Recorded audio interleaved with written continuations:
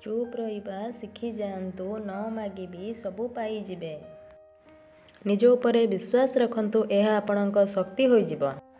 ଆଉ ଯଦି ଅନ୍ୟ ଉପରେ ବିଶ୍ୱାସ ରଖିବେ ତାହା ଆପଣଙ୍କର ଦୁର୍ବଳତା ହୋଇଯିବ। ଜୀବନରେ ଆଗକୁ ବଢ଼ିବାର ଅଛି ତ ସଫଳତା ହିଁ ଏକମାତ୍ର ଲକ୍ଷ୍ୟ। ସଫଳତାର ଡର ମନରୁ ଦୂରେଇ ଦିଅନ୍ତୁ। ନିଜ ଉପରେ ବିଶ୍ୱାସ ରଖନ୍ତୁ, ସଫଳତା ନିଶ୍ଚୟ ମିଳିବ। ଶରୀରର ସବୁଠାରୁ ହାଲକା ହେଉଛି ଜିଭ ହୋଇଥାଏ, ତଥାପି ଏହାର ବାଣୀର ଭାରକୁ ସମ୍ଭାଳି ପାରନ୍ତି ନାହିଁ ଲୋକ। ସଫଳତା ହାସଲ କରିବା ବା ସଫଳତା ହାସଲ କରିବା ପରେ ତାକୁ ବଜାୟ ରଖିବା ପାଇଁ ନିଜ ବାଣୀକୁ ନିୟନ୍ତ୍ରଣ ରଖିବା ଜରୁରୀ ହୋଇଥାଏ। ଯେତେ ମିଠା କଥା କହିବେ ସେତେ ଅଧିକ ତୁମର ମିତ୍ର ହେବେ। ଯେତେ କଟୁ କଥା କହିବେ ସେତେ ଆପଣଙ୍କୁ ଭାଙ୍ଗିବା ପାଇଁ ଶତ୍ରୁ ଜନ୍ମ ହୋଇପାରିବେ। ସେଥିପାଇଁ ଲୋକ କହନ୍ତି ପ୍ରଥମେ ଓଜନ ତାପରେ ବଚନ। ଭଲ ସମ୍ପର୍କ ତ ଆଗକାଳରେ ହେଉଥିଲା, ଏବେ ତ ସମ୍ପର୍କ ସ୍ୱାର୍ଥରେ ହିଁ ତିଆରି ହେଉଛି। ସମୟ, ପାଗ, ଲୋକ ସମସ୍ତେ ଏକାଭଳି ହୋଇନଥାନ୍ତି। କେତେବେଳେ ବି ବଦଳିଯିବେ ଜାଣିପାରିବେ ନାହିଁ। କିଛି ସ୍ୱାର୍ଥପର ଲୋକ ଆସିବା ପୂର୍ବରୁ ଜୀବନ ଏତେ ବି ଖରାପ ନଥିଲା। ଯାହାକୁ ନିଜର କଲି ସେହି ମନୁଷ୍ୟ ହିଁ ନିଜର ରଙ୍ଗ ଦେଖାଇଦେଲା। ଏପରି ସ୍ୱାର୍ଥପର ମିତ୍ରଙ୍କର ଆବଶ୍ୟକତା ନାହିଁ। ଯିଏ ସ୍ୱାର୍ଥ ଉପରେ ନିର୍ଭର ହୋଇଥାଏ। ଯଦି କିଛି ବୁଝୁଛ ତ ବୁଝିଯାଅ।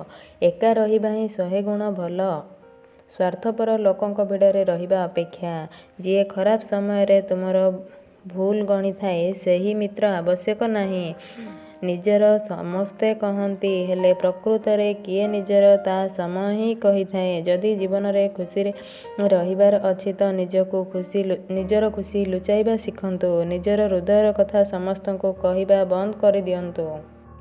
ପୁଣି ଥରେ ଚେଷ୍ଟା କରିବାରେ କେବେ ବି ପୁଚ୍ଛଘୁଞ୍ଚା ଦିଅ ନାହିଁ। କାରଣ ଏଥର ଚେଷ୍ଟା ଜ୍ଞାନରେ ନୁହେଁ ଅନୁଭବରେ ହେବ।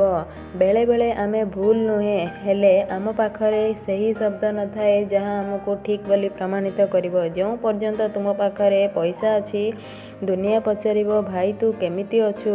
ପୂର୍ବ କାଳରେ ଲୋକମାନେ ଅନ୍ୟ ପାଦରୁ କଣ୍ଟା ବାହାର କରୁଥିଲେ, ହେଲେ ଆଜିର ଲୋକମାନେ ଅନ୍ୟର ରାସ୍ତାରେ କଣ୍ଟା ବିଛାଉଛନ୍ତି।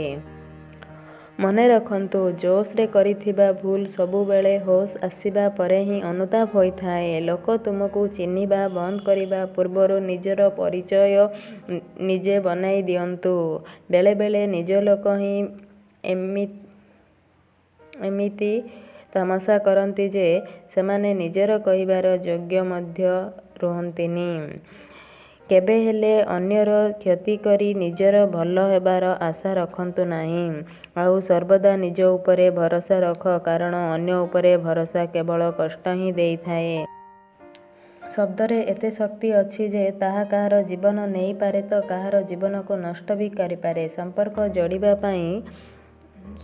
ଯୋଡ଼ିପାରେ ତ ସମ୍ପର୍କ ଭାଙ୍ଗି ବି ପାରେ। ଆପଣଙ୍କ ହୃଦୟରୁ ଭାଙ୍ଗିପାରେ ତ ହୃଦୟରୁ ଯୋଡ଼ି ବି ପାରେ। ଏହା ଅନୁଭବ କରୁଛି କି କଷ୍ଟ ସମୟରେ, ଦୁଃଖ ସମୟରେ ସମସ୍ତ ମନୁଷ୍ୟ ଉପଯୁକ୍ତ ଦିଗଦର୍ଶନ ମିଳିଗଲେ ବଡ଼ରୁ ବଡ଼ ସମସ୍ୟାର ସମାଧାନ ହୋଇଯାଏ।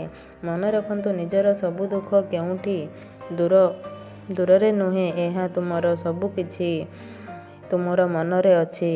ଦୁଃଖ ସୁଖ ଏହା ତୁମ ପରିସ୍ଥିତି ଉପରେ ନିର୍ଭର କରେ। ତୁମର କ'ଣ ଅନୁଭବ କରିବ। ଦୁଃଖ ମନୁଷ୍ୟ ପାଇଁ କଥାଟି କଷ୍ଟଦାୟକ ହେଲେ ମଧ୍ୟ ସତ। ଆବଶ୍ୟକ ପଡ଼ିଲେ ଲୋକେ ସମ୍ପର୍କ ବନେଇ ନିଅନ୍ତି, ଆଉ ଆବଶ୍ୟକ ସରିଗଲେ ସମ୍ପର୍କକୁ ଭାଙ୍ଗି ଦିଅନ୍ତି। ଜୀବନରେ ଯଦି ମିତ୍ର ଓ ଚିତ୍ର ହୃଦୟରୁ ବନାଯାଏ ତାହା ରଙ୍ଗ ନିଶ୍ଚୟ ତୁମ ଜୀବନରେ ରଙ୍ଗ ଭରିଦେବ। ଆଜିକାଲିର ଲୋକଙ୍କୁ ହୃଦୟରୁ ସମ୍ମାନ ଦେଲେ ଲୋକ ଖୁସି ହେଉନାହାନ୍ତି। ଲୋକ ଦେଖାଣିଆ ମିଛ ପ୍ରଶଂସାରେ ଗର୍ବ ଅନୁଭବ କରୁଛନ୍ତି। ବିଶ୍ୱାସ ରଖନ୍ତୁ, ହେଲେ ମା' ଆଉ ଈଶ୍ୱରଙ୍କ ବିନା ଅନ୍ଧ ଭଳି ବିଶ୍ୱାସ କରନ୍ତୁ ନାହିଁ କାହା ଉପରେ। ଝଗଡ଼ା ହେଲା ପରେ ଭୁଲ ଯାହାର ବି ହେଉ, କଥା ସବୁବେଳେ ଆଗେ ସେହି ଲୋକ ହୋଇଥାଏ ଯେ ହୃଦୟରୁ ଅଧିକ ଭଲ ପାଇଥାଏ। ଜୀବନରେ ପଛେ ଏକା ରୁହ, ଏହିଭଳି ଜବରଦସ୍ତି କାହା ସହିତ ସମ୍ପର୍କ ଯୋଡ଼ିବାକୁ ଚେଷ୍ଟା କର ନାହିଁ। ଯଦି ଈଶ୍ୱରଙ୍କ ସହିତ ତୁମର ସମ୍ପର୍କ ଭଲ, ତୁମର ବିଷାକ୍ତ ଶତ୍ରୁ କେବେ ବି କିଛି କରିପାରିବେ ନାହିଁ। ସବୁ ପରିସ୍ଥିତିରେ ନିଜର ବୋଲି କହୁଥିବା ଲୋକ ଆବଶ୍ୟକ ସମୟରେ ସବୁଠୁ ପଛରେ ଠିଆ ହୋଇଯିବେ। ନିଜର ହିଁ ନଜରରେ ଆସିନଥାନ୍ତି।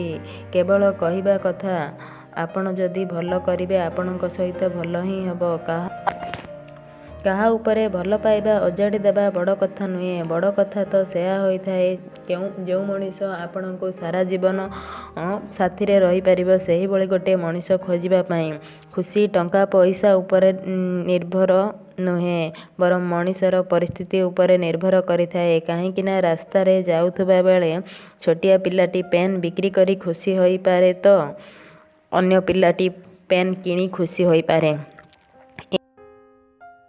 ଏ ଦୁନିଆରେ ଆପଣଙ୍କୁ ଚାହୁଁଥିବା ଲୋକ ତ ହଜାର ମିଳିବେ, କିନ୍ତୁ ଏମିତି ଗୋଟିଏ ଲୋକ ଆବଶ୍ୟକତା ରହିଛି ଯିଏ ସାରା ଜୀବନ ଆପଣଙ୍କ ସାଙ୍ଗରେ ସାଥ ଦେଇ ପାରୁଥିବ। ମୁଁ ଠିକ୍ ଅଛି ଏ କଥା ତ ମଣିଷ କାହାକୁ ବି କହିଦେଇ ପାରିବ, କିନ୍ତୁ ମୁଁ ଦୁଃଖ ଓ କଷ୍ଟରେ ଅଛି ଏ କଥା କହିବା ପାଇଁ ମଣିଷଟି ସେତେ ନିଜର ହେବା ଆବଶ୍ୟକ। ଆପଣଙ୍କ ଜୀବନରେ ଆସିଥିବା ଏହି ଦୁଇଟି ମଣିଷ ଆପଣଙ୍କ ଜୀବନର ନୂଆ ପଥ ଦେଇ ଯାଆନ୍ତି। ପ୍ରଥମଟି ହେଲା ଯିଏ ଆପଣଙ୍କୁ ଏକ ମଉକା ଦେଇଥାଏ ତ ଦ୍ୱିତୀୟଟି ହେଲା ଯିଏ ଆପଣଙ୍କୁ ଏକ ଧୋକା ଦିଏ। ଯଦି ଆପଣ ଚାଲୁଥିବା ବାଟରେ ଲୋକଟି ଗାତ ଖୋଳିବା ପାଇଁ ଲାଗନ୍ତି ତ ଆପଣଙ୍କୁ ଚିନ୍ତା କରିବାର କୌଣସି ଆବଶ୍ୟକତା ନାହିଁ। ଏମାନେ ସେହି ଲୋକ ଯିଏ ଆପଣଙ୍କ ଜୀବନରେ ଡେଇଁବା ଶିଖାଇଥାନ୍ତି।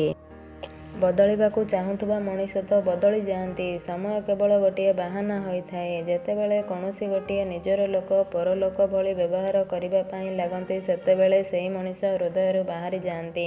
ଆଜିକାଲି ଏଥିପାଇଁ ମଧ୍ୟ କେତେଟା ସମ୍ପର୍କ ସୁଧୁରି ପାରୁନି।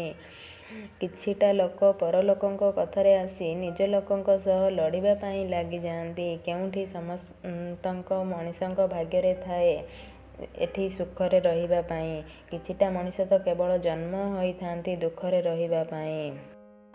ମଇଦାନ ଉପରେ ହାରିଯାଇଥିବା ମଣିଷ ହୁଏତ ଜୀବନରେ ପୁଣି ଥରେ ଜିତି ଯାଇପାରେ, କିନ୍ତୁ ମନରୁ ହାରିଯାଇଥିବା ମଣିଷ କେବେ ବି ଜିତିପାରେ ନାହିଁ। ଏ କଥାର ଆବଶ୍ୟକତା ନାହିଁ କି ମୋତେ କେତେ କଷ୍ଟ ହେଲା, କିନ୍ତୁ ଏ କଥାର ଆବଶ୍ୟକତା ଅଛି ଯେ ମୋ କଷ୍ଟ ସମୟରେ ତୁ ମୋତେ କେତେ ଆଦର କଲୁ। ଯଦି ଜୀବନରେ କେବେ ଭଲ ପାଇବା ପାଇଁ ମନେ ହୁଏ ତ ଆପଣଙ୍କର ଦୁଃଖ କଷ୍ଟକୁ ଭଲ ପାଇବାକୁ ଚେଷ୍ଟା କରନ୍ତୁ। କାହିଁକିନା ଏ ଦୁନିଆର ନିୟମ ଆପଣ ଯାହାକୁ ଅଧିକ ଭଲ ପାଇବେ ସେ ତୁମକୁ ଛାଡ଼ି ଚାଲିଯିବ। ଆପଣ ଆପଣଙ୍କ ଜୀବନରେ ସବୁକିଛି ଛାଡ଼ି ଦିଅନ୍ତୁ, କିନ୍ତୁ ହସିବା କେବେ ଛାଡ଼ିଦେବ ନାହିଁ। ବହୁତ କଷ୍ଟ ହୋଇନଥାଏ ଜୀବନକୁ ବୁଝିବା। ଯେଉଁ ନିକିତିରେ ଆପଣ ଅନ୍ୟମାନଙ୍କୁ ଓଜନ କରୁଛନ୍ତି ସେହି ନିକିତିରେ ଆପଣ ନିଜେ ନିଜକୁ ଓଜନ କରନ୍ତୁ।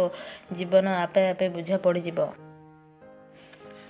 ଏ ଦୁନିଆରେ ସମସ୍ତ ମଣିଷ ସମସ୍ତଙ୍କୁ ତ ପରଖି ନିଅନ୍ତି, କିନ୍ତୁ କେହି ପରଖି ନେବା ବଦଳରେ ବୁଝି ପାରୁଥିବେ ଏମିତି ମଣିଷ କେହି ନାହାନ୍ତି। ଏ ଜୀବନରେ କିଛିଟା ସମ୍ପର୍କ ଭଡ଼ା ନେବା ଘର ଭଳି ହୋଇଥାଏ। ଆପଣ ଯେତେ ବି ସଜାଡ଼ି ନିଅନ୍ତୁ ସେ କେବେ ନିଜର ହୋଇନଥାଏ। ମଣିଷକୁ ଏଠି ଏକା ହିଁ ଲଢ଼ିବାକୁ ହୋଇଥାଏ ଜୀବନର ଲଢ଼େଇ। ଲୋକ ତ ଉପଦେଶ ଦିଅନ୍ତି କିନ୍ତୁ କେହି ସାଥ ଦିଅନ୍ତି ନାହିଁ। ଯେତେବେଳେ ମଣିଷଟି ଏକୁଟିଆ ବାଟ ଚାଲିବା ଶିଖିଯାଏ ସେତେବେଳେ ଏ ଦୁନିଆକୁ ସେ ଜିତି ଯାଇପାରେ।